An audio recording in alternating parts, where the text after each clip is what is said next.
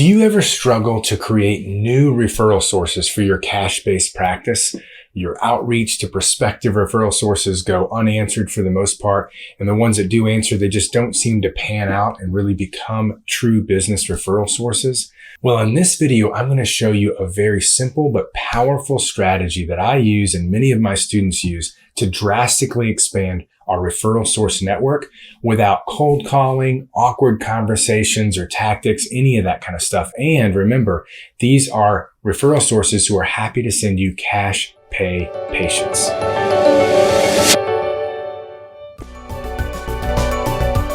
Welcome to this episode. My name is Jared Carter. I'm a physical therapist, a cash-based practice owner, and the creator of the Cash Pay Profit Formula. I help healthcare providers like you to create your own cash-based, out-of-network, or concierge healthcare practice so that you can end reliance on greedy insurance companies, provide a level of care you're ultimately proud of, and regain control of your profits and your future.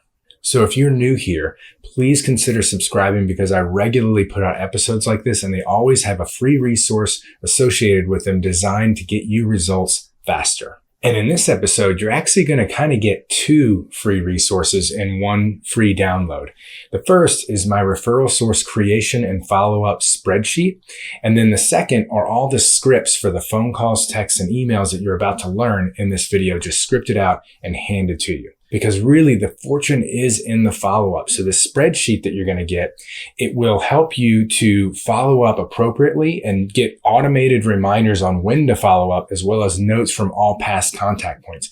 One of the big reasons that people are not able to develop good referral sources from their outreach is that they only try once. Or they make a first contact and then they don't adequately follow up after that. Things get busy, it slips their mind, and then they've wasted all that time and in some cases money trying to develop that referral source when that would have become an amazing referral source for your practice. So don't let that happen. Use this spreadsheet to make sure that you follow up adequately, and then use the scripts in the same download to make sure that you say and do the right things to make this work for your business. You can get those at drjaredcarter.com/episode 11.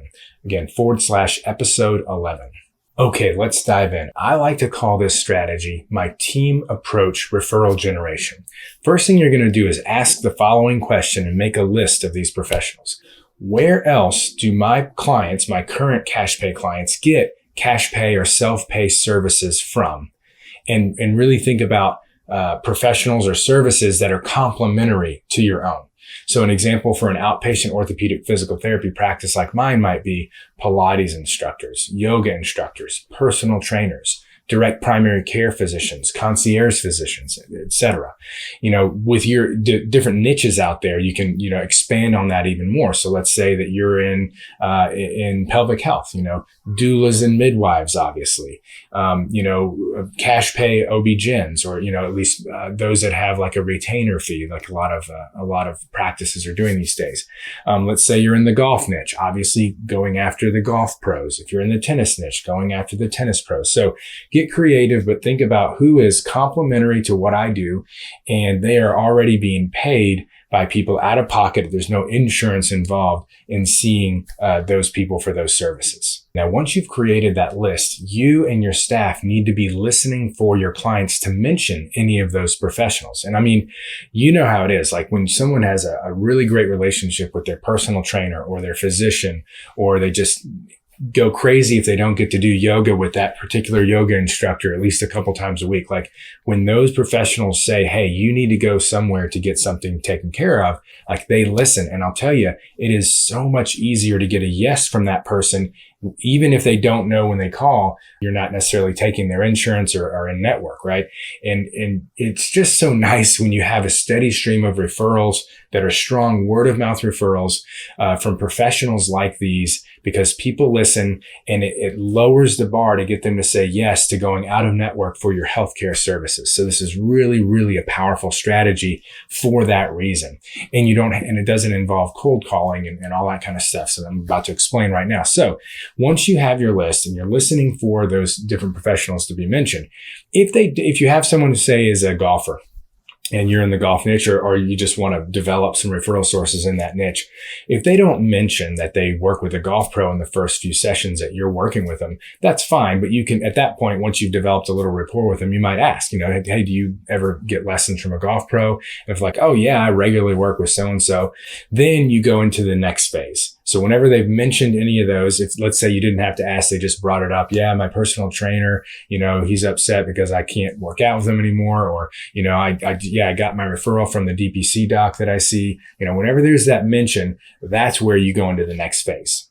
So let's say they work with a personal trainer and mention that they do. So you might say, Mrs. Jones, what you're doing with the personal trainer can have a really positive or sometimes a negative effect on the speed of your progress and how quickly we get you past this injury. So whenever I have a client that's working with a personal trainer, I really like to connect with them so that we can collaborate, we can talk about what you're dealing with, and we can make sure that we're all on the same page and moving you forward faster towards your goals and, working together to make that happen as quickly as possible. And there are also some things that we can collaborate on to make sure that once you reach your goals, that you don't lose that progress or get re-injured again. So would you mind if I reached out to your personal trainer so that we can make sure we're getting you better faster together? And so that's actually the script that I use to get them to say, yeah, that'd be fine. And in a lot of cases, they'll actually say, well, how about if I just kind of connect y'all via text? And that's even better when you can get that warm introduction. If they don't offer, I don't ask them to do that. It's not really necessary, but there's very few cases where they're going to be like, oh, no, don't reach out. It's pretty rare. So you're going to almost always get a yes. You can get their information. And then the next step is to reach out to the professional.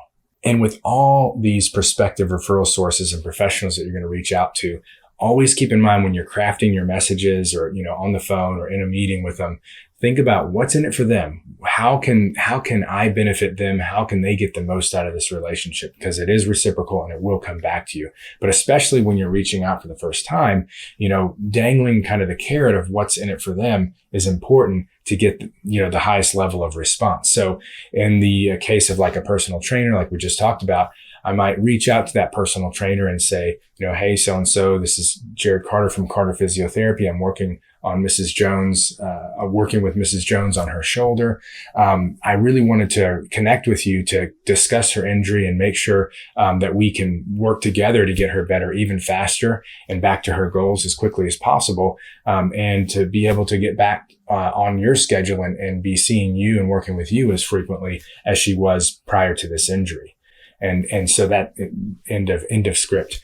So that, is a great way to open it up and just dangling that carrot of, hey, like this is so that they can also get back to spending more money with you. In a lot of cases, we're seeing folks that have stopped completely. Sometimes they've just reduced. Sometimes it's just limiting what they're doing in the gym and they can't make as much progress. But for all those reasons, you just kind of dangle that carrot of, we're going to get them going together faster so that they can spend more time with you in this case, in the gym.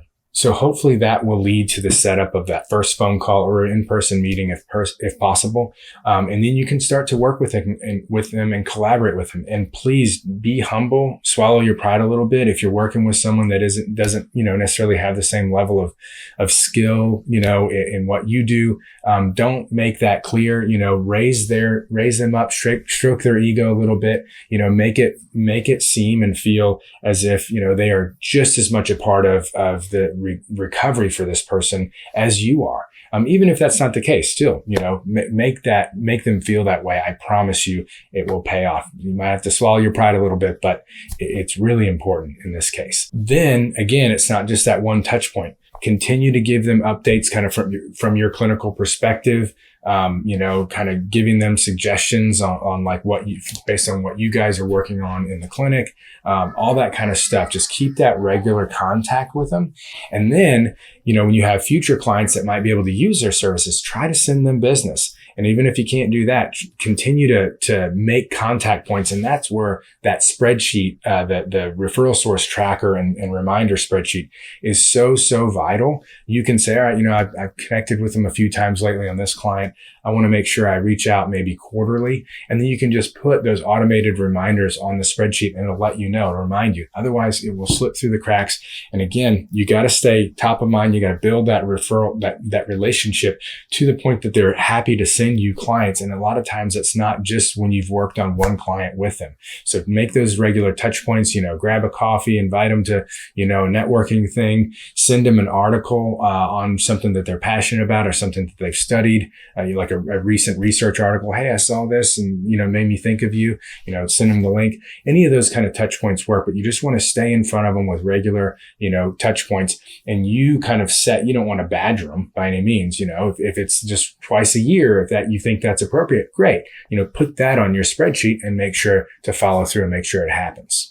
And again, you can get that spreadsheet as well as the scripts that you just heard all laid out for you at drjaredcarter.com/episode 11. drjaredcarter.com/episode 11.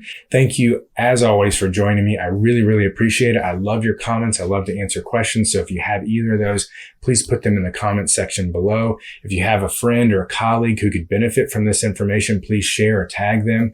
And in the meantime, until next episode, please enjoy these related videos.